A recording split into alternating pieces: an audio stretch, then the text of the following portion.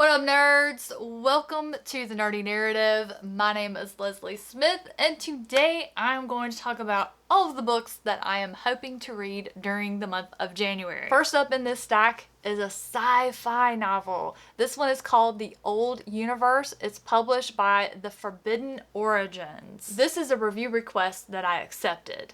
When Forbidden Origins reached out to me about reading this one, what caught my attention on the back of the book, and the reason why I said yes, was what we consider our Big Bang and start was actually the cataclysmic end to a war in the old universe.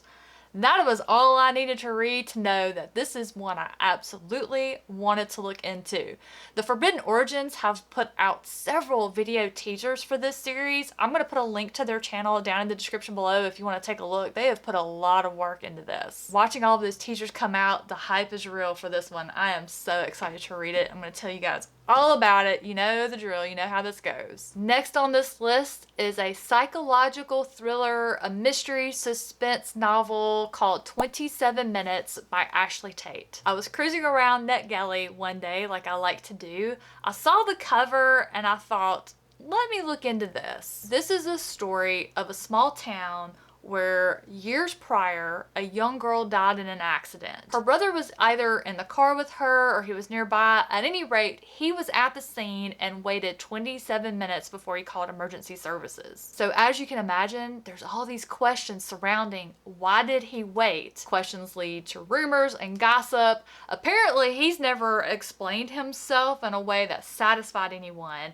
So this novel, I believe, is about what happens when you're living with guilt long term, how that could destroy you on the inside, whether you're actually guilty or you're holding yourself accountable. I'm very excited to read this one. I put this one on my highly anticipated reads for the first quarter of 2024. It's a debut author, so this is going to be really interesting to see how it goes. I'm excited to find out, but I just really have a good feeling about this one. And talking about NetGalley and anticipated reads, the next one on the list, same thing. It's a new urban fantasy mystery thriller by Robert Jackson Bennett called The Tainted Cup. I love Robert Jackson Bennett. Everything that I've read by him so far, I've really enjoyed. The books that I have read by him were very involved, very detailed, a little on the complex side, so I'm excited to see how this one's going to work. I know that going in, so I know this is going to be something I need to read when I first wake up in the morning because that's when I am my most alert. The book description did give me the vibe that this one might be a little more accessible. It's described as a Holmes and Watson type of pairing. The description goes on to mention how the Tainted Cup reinvents the classic mystery. Challenge accepted. I can't wait to read this one and see if it lives up to the hype. Here at my stack, I think all of the rest of the books on my TBR are all fantasy. I will be rereading Dreams of Dust by Lily Ann Crow. This is the first book in the Will of the Wayfinder series. I first read it in December of 2022. It was part of SBFBO 8. I absolutely loved this book. And the reason why I wanted to do a reread so soon is because I want to read book 2 in this series, River of Stars. And the reason why these both ended up on January TBR is because next month in February, I believe the third book in the Will of the Wayfinder is going to come out, and your girl wants to be ready. I want to be ready to read that one as soon as I can get my hands on it. Did I even tell y'all what the series is about? So like I said, I've only read Dreams of Dust so far, and the whole reason why I wanted to read it was because of her. Look at her. I wanted to know why she looked like that. She just has this look about her. She looks mean. And it turns out she is. She is an ancient sorceress who has been using forbidden magic in order to obtain this particular object. The result of her search and the devastation that she has left behind is how our story gets its beginning. Nathaniel Swift is a wayfinder, and he has been drafted to go with this other group of people to go and look at these villages and uncover why they're deserted. The people have just disappeared. Not only have the people disappeared, the spirits of the land have also been infected. It just leads to this whole journey through this fantasy world. The magic is so interesting. The characters in this one were just phenomenal. I can't wait to go back and revisit these characters, reacquaint myself with this world, and then follow it up with the sequel. For all of you sword and sorcery fantasy fans, I've got book 2 of the Chronicles of Hannivar on my TBR. This is The City of Marble and Blood by Howard Andrew Jones. I don't know what this one is about because at the time of filming, I have not read book 1. I'm actually, at time of filming, about to start reading it, but since I haven't read that one at time of filming, I'm not going to read the book description because it's probably going to spoil something. I'm still working my way through The Wheel of Time. I'll be continuing the series with book 12 this month. I'm going to be rereading The Gathering Storm by Robert Jordan. And wait a minute, let's see if I can get my camera to focus. That girl looks like Taylor Swift. Look at her.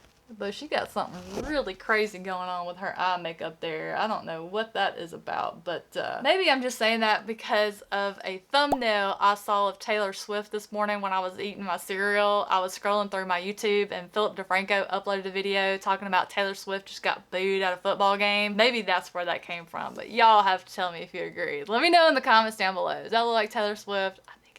But since we're talking about rereads, I'll go ahead and talk about what is next in my Dresden Files reread. So I'll be back in Briefcases. I've got 2 short stories I need to read. One is called Even Hand, and then the other is called Bigfoot on Campus. Once I get those 2 short stories read, next will be the 11th book in the series, Turncoat. I am so excited. I love Turncoat. I love Changes even more, which is the book that comes right after Turncoat. So I'm so excited to be at this point in the series again. I'm also excited because I'm almost done with my reread, and I think we're gonna have a new Dresden book by the end of this year. I have 2 other books that I don't have a physical copy of. The first one is The Therapy Room by Sam Barron. This is another one that I saw on NetGalley. I saw the cover and I read the book description and I hit that request button so fast. I don't know if it's still available to request because it does come out in February 23rd, but listen to this. It's a typical farm kitchen.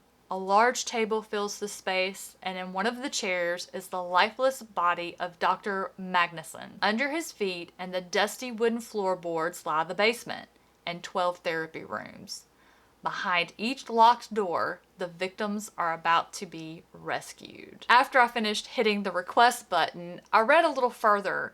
There's an FBI agent named Susan Parker. Her name was found on a post-it note at this scene, and she got involved, and apparently she had been investigating this doctor because she thought he was a serial killer that she had been searching for and had become known as Splinter. Y'all know me. As soon as I saw serial killer, y'all know I had to read this one. I'm gonna get this one read and reviewed so you all can make the determination if it's one you need to pick up for yourself. If I'm able to get my TBR completed, I do want to fit in the new book by author James Flynn called Exodus of Evil. This one takes place in space. There's a generation ship that has been traveling towards its new destination for, I want to say, over 20 years, and then suddenly all communication is cut off. Kind of gives me that feel like Event Horizon. I want to read this one. I want to read it as soon as I can. It comes out, I want to say January 31st is its release date. I would love to get it read and reviewed by then, but I do need to get the other books that I had scheduled first read. Also, I'm still waiting to hear back from my patron Chad. So as soon as I hear back from him and he's chosen a book, I'll share with you what the pick is and a Friday update. Get that one read in January as well. You know, just looking at my pile here, I think I made some great selections for 2024.